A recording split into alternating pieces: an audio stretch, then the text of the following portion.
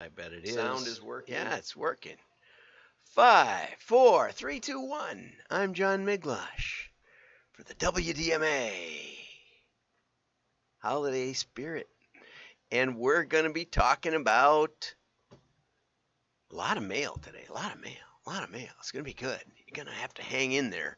But first, let's go to this nifty commercial from, well, you can figure it out as it goes. It's pretty funny. So we're at the North Pole. We'll set the stage. Oh, I love elves. Hard workers, cheery bunch. But they can sure wreck a bathroom.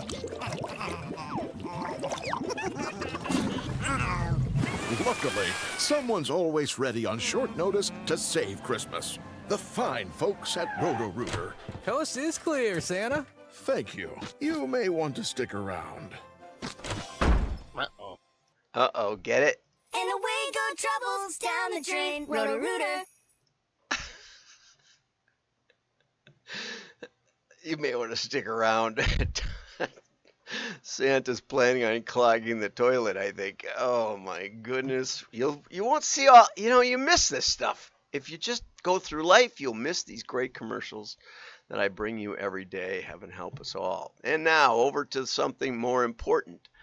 Okay, now we're going to go. No, we got to talk about the backstory. Okay, so anyway, this is going to be a perennial humorous 30-second claymation spot.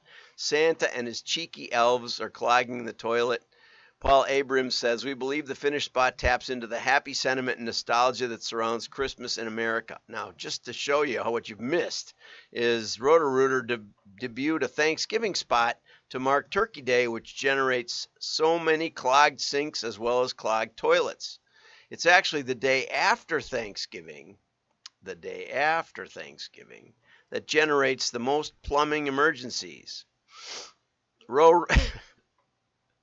Learning something new every day. Roto-Rooter calls it Brown Friday instead of Black Friday due to the amount of sewage they deal with. In addition to the preparation of large meals and the aftermath of that, Roto-Rooter also points to household guests resulting in more flushes, showers, dishwashing, and laundry. Yeah, all of the above happened in our house. And so now over to Postal Service information. Okay, according to postal workers in Bemidji from the Bemidji Pioneer, they've got these are the kids actually who say mom isn't able to come to my basketball games. Well, when I was in junior high, the coach or the teacher asked my parents when they came to parent teacher day why they never came to any of my stuff ever. I was a ski racer, got my name in ski magazine. The only race my dad saw was when I went off the course and flew through the air when I hit the pipes that they used to make the water, the snow.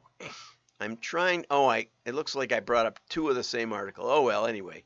So they're saying here, Dennis Nelson, who worked for the post office for 20 years, says that we've been told that Amazon is now our priority, that Amazon packages are the most important thing we can do, and mail is secondary.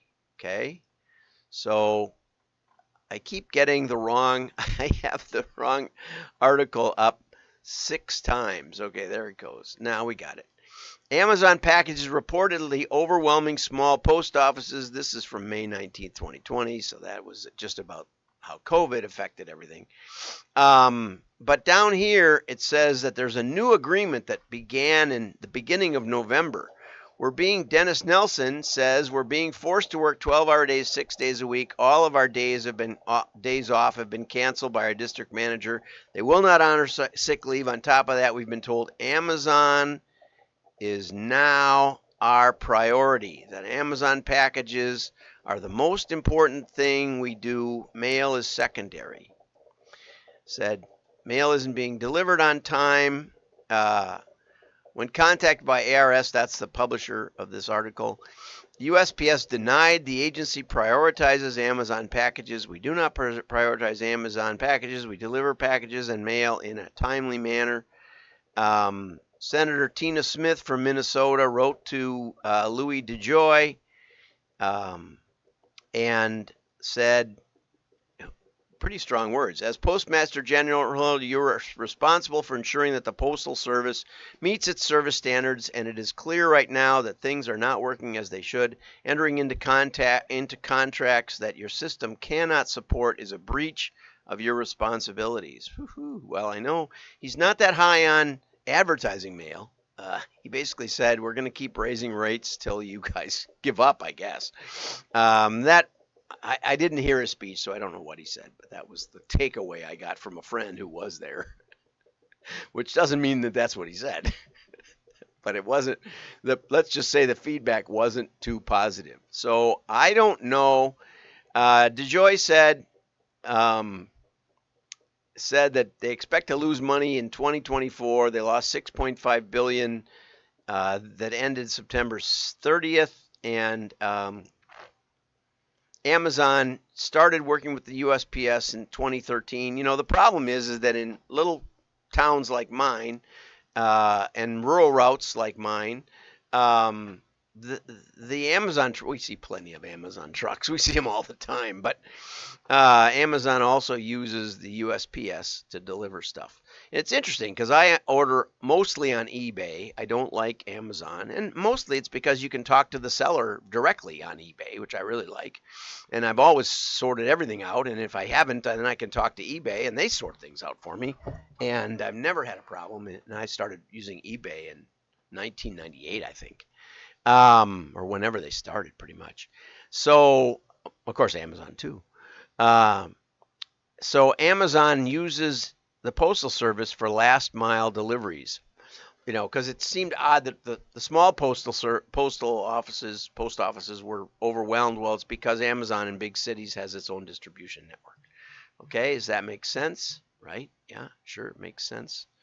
So now, let's go back. Oh, this was an interesting article today. I didn't highlight it much. U.S. pay TV subs will be outnumbered by other services for the first time. Okay, it doesn't want to highlight itself. Okay, so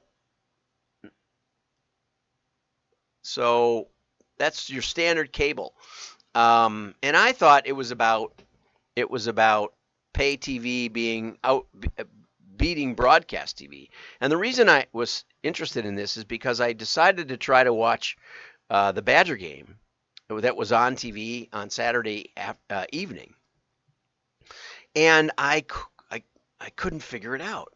I managed to watch the Packer game. I have an antenna on my Roku, whatever it is, kind of TV. It's one of those big screen TVs that I actually bought on Black Friday 2 years ago. But it used to get the antenna TVs. There was a button for it. You could go right to the antenna. Now it has a live TV button. And there's thousands of channels, it seems, hundreds anyway, and I can't find the local stations on the antenna. And I was determined to do it. I must have spent an hour playing with this TV.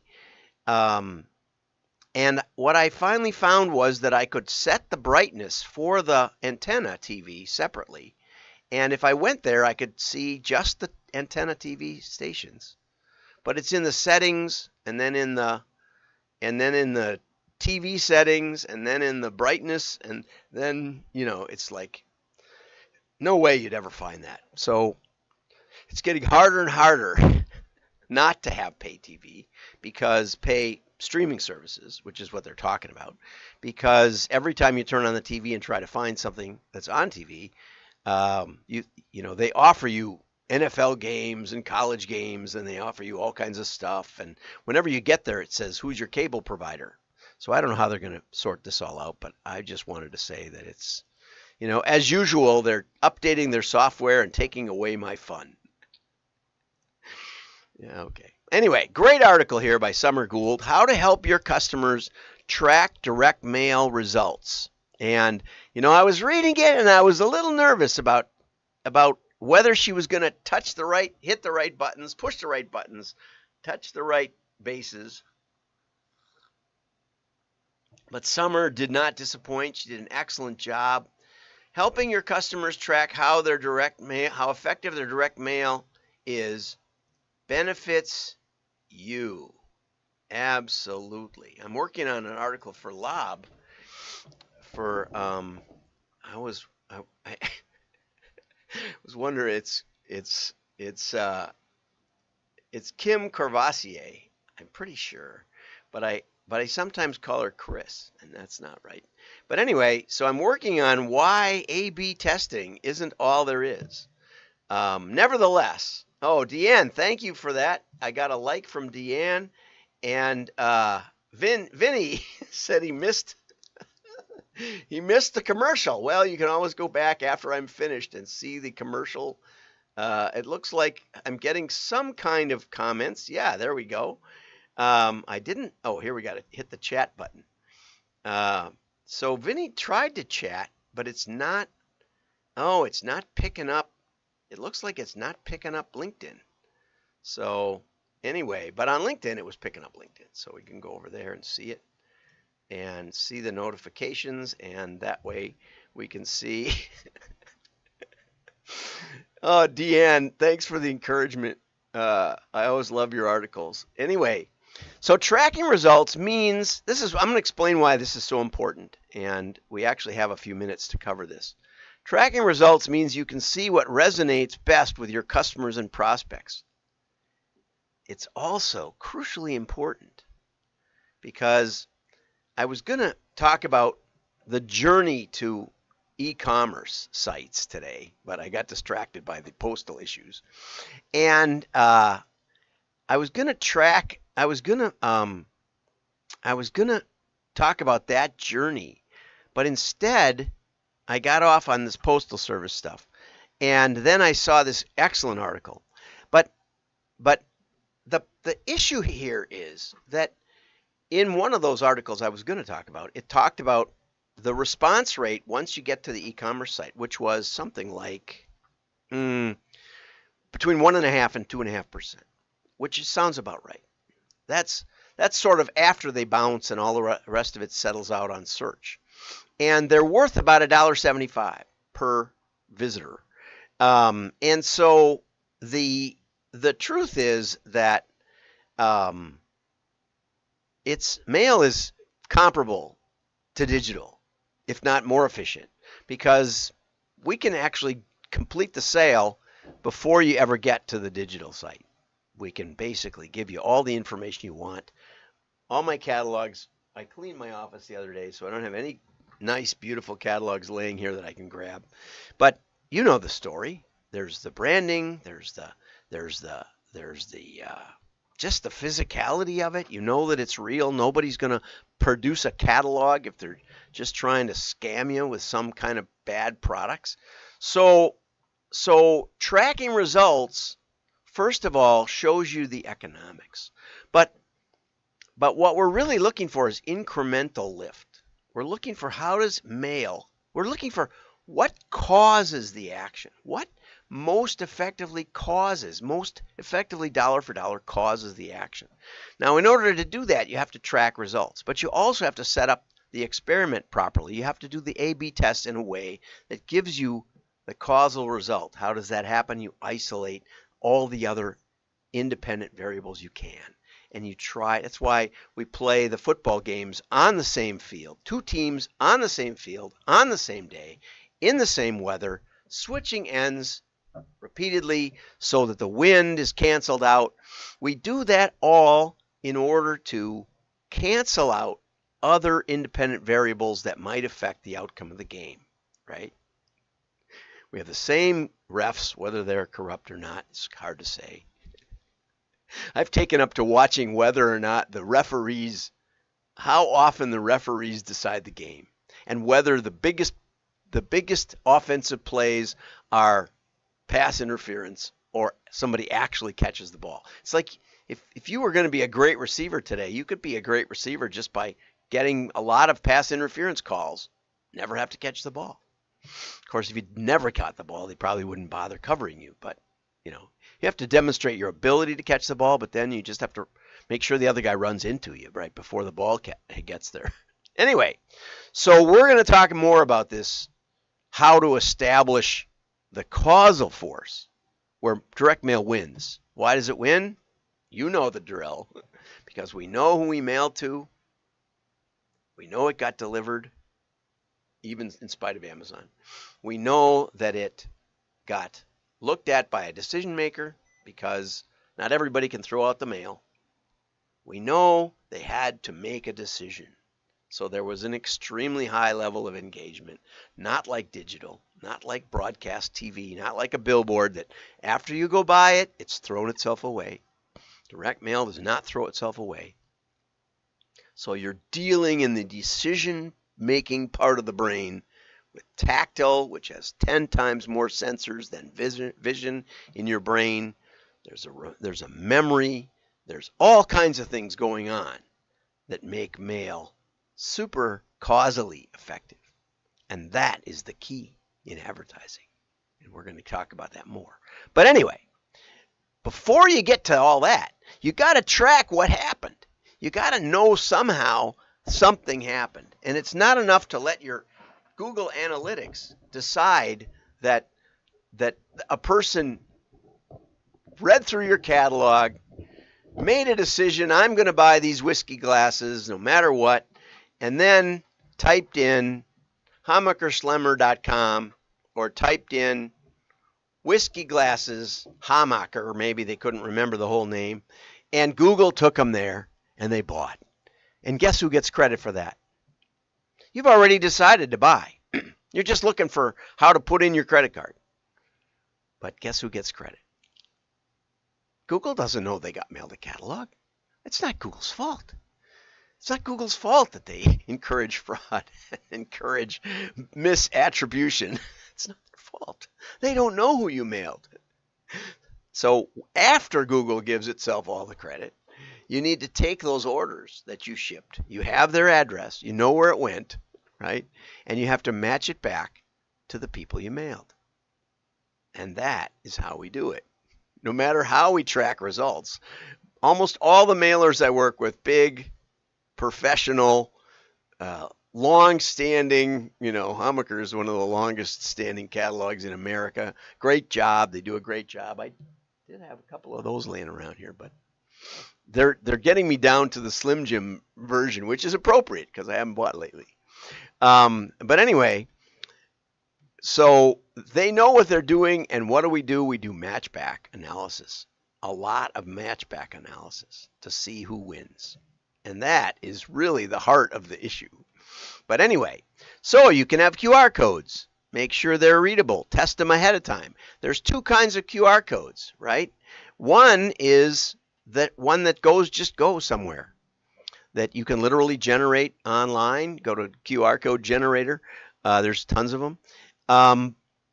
But if it goes directly to your URL, you won't know where it came from necessarily. Whereas you can generate QR codes by the list source, right? So that you can say, well, this is a customer mailing.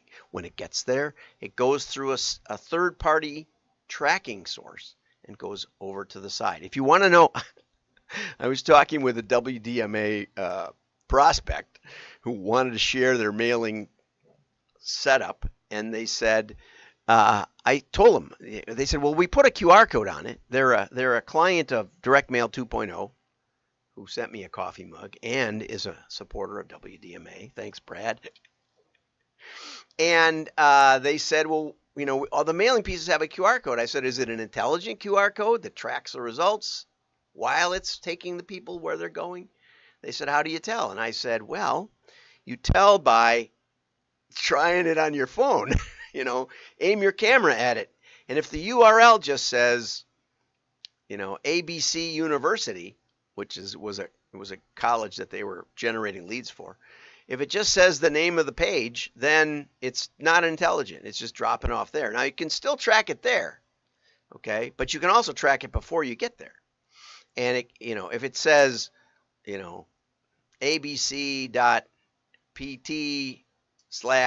whatever, something unrecognizable, it's going through a third-party tracking system. And we can help you set those up if you need to. Market Builder actually has a system. We were building a system that could. We were taking sort of like a Valpak, and different manufacturers were contributing ads. So there were about 50 different cut sheets in the package, and there was about a million-piece mailing, and so we created personal URLs, which is the next one down, which told us who was scanning it or who we had mailed it to, the mailing piece, and it told us for each individual page which ad they were scanning. So we could know the customer, and which gave us the segment also, and also the individual ad that they were looking at. That's 50 million QR codes that had to be kept straight. And it was all tracked as we got back, as the recipient scanned it, then it was tracked back to their household address and the particular manufacturer, which allowed the manufacturer to gain a mailing list and the customer to enter a sweepstakes. And it's a beautiful system. So if you're an association or something like that, it would be an excellent thing to test. Anyway, coupons. Make sure to create a code on the coupon that you can use to track responses as people redeem them. And you can do that with a redemption code on your order form, or bring it into the store. Although, with True Value, I brought my coupon in. They couldn't scan it in their system. We tried it on my phone. They couldn't scan the phone. So there can be hiccups on this stuff. Make sure it works at the cash register, because people were piling up behind me. Donation reply cards. We covered that yesterday and the day before about how you can put in a greeting card or something like that, but make sure it's trackable. I've used juicy markers to go down the sides of printed pieces that we were going to mail because we forgot to put a code on it. You can also use a drill press. Put a hole in a certain spot. You can make a template of all the holes, and each hole is coded so that you go back to when it comes in, you can put it over there and you can say, oh yeah, this is from Amusement Park Business magazine or whatever it is. Text messages I don't know much about, but you can create a special phone number. We used to do stuff like ask for Judy, ask for Sally, ask for Sam, whatever it was, and that would be our tracking code, and people would do it. People would say, is Sally there? Oh, she's busy right now, but I can take your call. But then you'd have the tracking code. And you can also have them bring the mail piece back at retail. That works, especially with small mailings. That's a really effective way. So testing is the key, and by testing, we're going to talk about experimental design to indicate incremental lift and causal force that you can predict the future with. Creating effective direct mail is about knowing what works and what does not, and long-term getting smarter and smarter and smarter. Trying to utilize general direct mail advertising trends published by the DMA or others is not an effective method to convince your customers that their mail is working. Amen. Amen. Thank you, Summer, for that. I see it in so many articles. Direct mail is effective because, look, the DMA says so. No offense. Right. No offense. No. I'll take my favorite person at ANA and make sure she knows that I was thinking of her. Okay? Have a great day. Like and share. Merry Christmas. Don't you love the Christmas lights I put up? Isn't that great? I arranged them just so. 2 little Christmas trees. This one is actually from Hammacher-Schlemmer, and this one was one we had laying around in the attic. So anyway, like and share, repost. Have a great day. Bye-bye.